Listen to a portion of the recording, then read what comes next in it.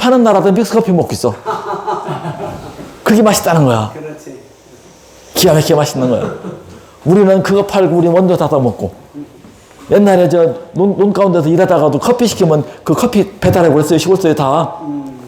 그러니까 우리나라에서 지금 안 되는데 레드오션 싸우지 말고 나가서 블루오션 가서 개척하면 한국 K푸드 때문에 K푸드 인구가 또 대단해. 그래서 우리나라 젊은이들이 한국에서 싸우지 말고 나가면 뭐든지 돼. 저기 선교사님 만약에 사모님이 한국 요리사 자격을 따거나 한식 요리사 자격을 따고 나가면 우리나라 사람 여기다 프랑스 셰프 자격 역할을 하는 거하고 똑같아. 세계 한류 뭐 여러 가지 있는데 넘어가고 한식 선호도가 중국에서 1등, 미국에서는 코리안 푸드라는 건 이름도 없었어. 프랑스 요리, 이태리 요리, 일본 요리 이런 거 있었잖아요. 7번째 올라갔어. 일본에서 3번째, 베트남에서는 2번째. 그러니까 옛날에는 코리안 푸드라는 요리가 없었어요. 근데 지금 한국 요리라는 것이 세계 랭킹에 들어가 있어.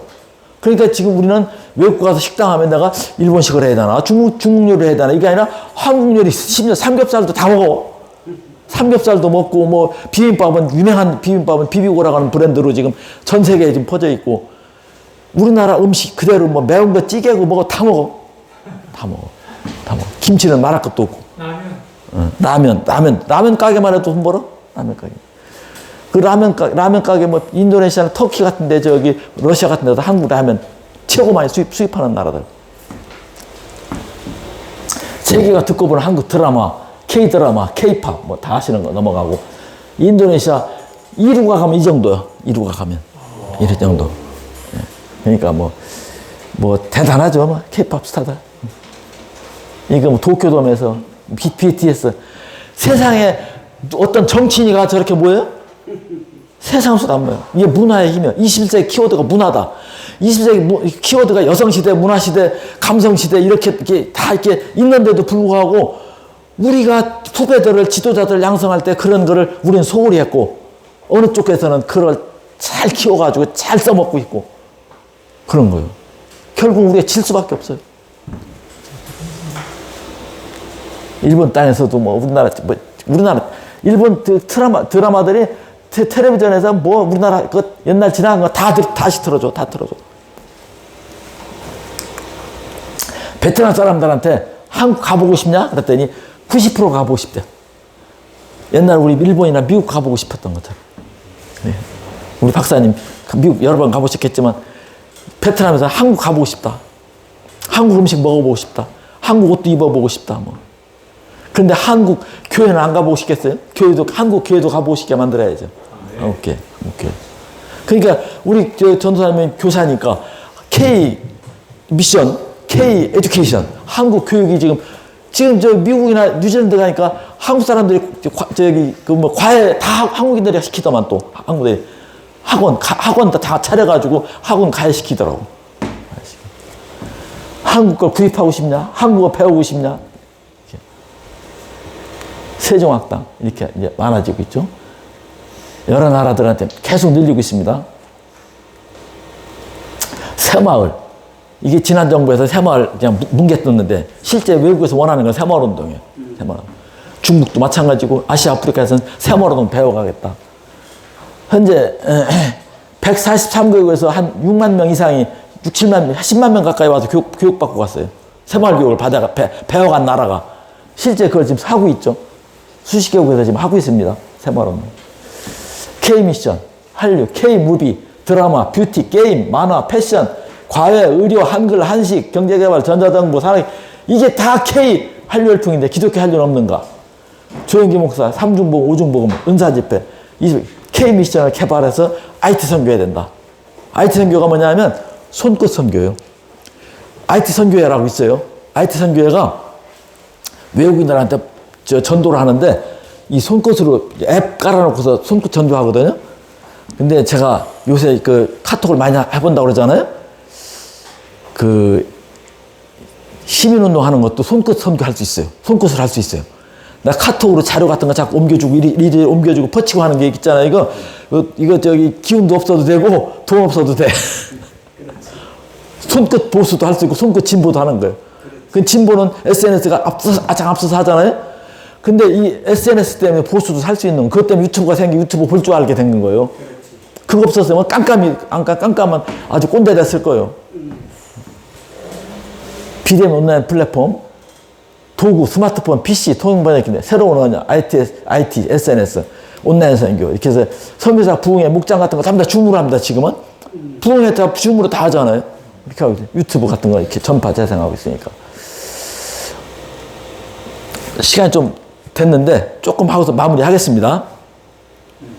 나에게 어떻게 적용할 것인가? 20세기 메가 트렌드는 중국 아시아 시대 인구 감소 고령화 세계화 양국화 파동 속에서 한번 읽어봅시다. 시작. 100세 장수 시대를 글로벌 통찰력으로 꿈과 소질을 개성있게 공부하여 준비하여 액티브 시니어로 베풀며 행복한 인생을 살아야 하는 하늘의 복을 쌓는다.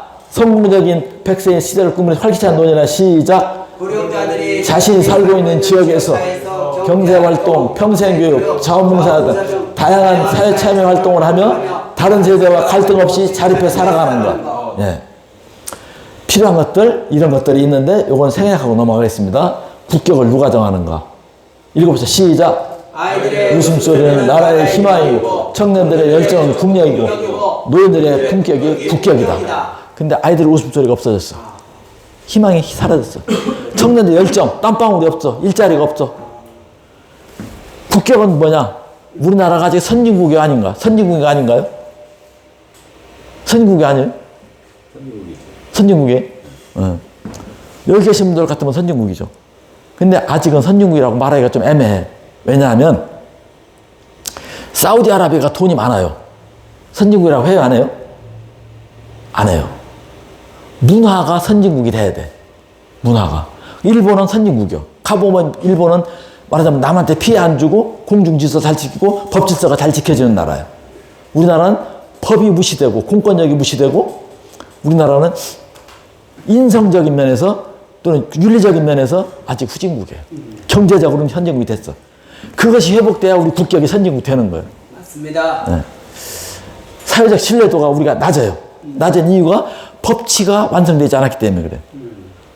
검찰공화국이라고 그러는데 검찰보다 더한 거 나와서도 법치가 이루어지지 않으면 신뢰사회가 구성될 수가 없고 선진국이 될 수가 없는 사회적 신뢰도 올라갈 수가 없어요. 도덕적 사회와 비도덕적 사회에서 도덕적 인간 10%가 득세하면 도덕적 사회가 되고 비도덕적 인간 10%가 득세하면 비도덕적 사회가 된다. 기독교 인구가 10%가 넘는데 왜 도덕적인 사회가 되지 않을까? 지금 비도덕적인 전과자들이 나와서 아주 횡행을 하고 있거든요. 그렇지. 선진국 그런 데가 있습니까? 선진국 중에 그런 나라가 있습니까? 목사님, 선진국이 아닙니다. 그런 사람을 전과자를 혐의자가 수가 10가지 이상 혐의자를 당대표로 대통령 후보로 내세우는 나라가 선진국 중에 그런 나라 어디 있습니까? 그렇죠. 없습니다. 선진국이 아닙니다. 이건 뭐 제 얘기가 아니고 명언입니다. 명언.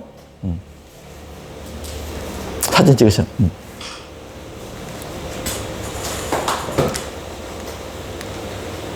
우리나라 국교가 있어요? 없어요? 국교가? 국교 없지요. 헌법에 국교가 없어요. 근데 우리나라는 DNA가 유교예요. 삼국시대부터 유교가 들어와가지고 우리 머릿속에 2000년 동안 DNA로 박혀 있어. 지금 삼강오륜이 다 무너졌다고 해도 예를 들면 장유유산은 남아있어. 어디 가서든지 우리가 뭔 얘기할 때 뭐냐면 나이부터 따져. 결국 나중에 뭐 따지다 고향 따지고 선배 따지고 후배 따지고 다 하다 아무것도 따질 거 없으면 나이 갖고 따져. 그게 장유유산 문화가 남아요. 선진국은 그렇게 안 하거든요. 우리나라 문화야. 그 어디서 왔냐? 유교에서 왔다. 근데 유교가 좋은 점도 많이 있었는데 우리한테 폐해를 끼친 게 뭐냐면 이 체면 문화가 있어요. 체면 문화. 체면 문화 우리한테 끼어서. 불교에서 부속은 기복신앙이고 삼강오륜을 가르쳤는데 사회현상은 입신양명, 체면. 입신양명이 효라고 배웠어요. 내가 출세해야 부모한테 효도하는 거라고 배웠어요. 그럼 내가 출세 못하면 누가? 우리 집안에서, 우리 고향에서, 우리 학교 동문에서. 그래서 학연, 혈연, 지연, 지역, 집단 이기주의가 나온 거예요. 이기주의와 개인주의가 다르잖아요. 개인주의, 서양에서 개인주의는 남에게 피해를 안 주는 거예요. 그 일본에서 받아들이고 일본 선진국 됐어요. 우리는 아직도 극단적 이기주의예요. 개인주의 못하고 있습니다. 우리나라는. 선진국이 안 된 거예요.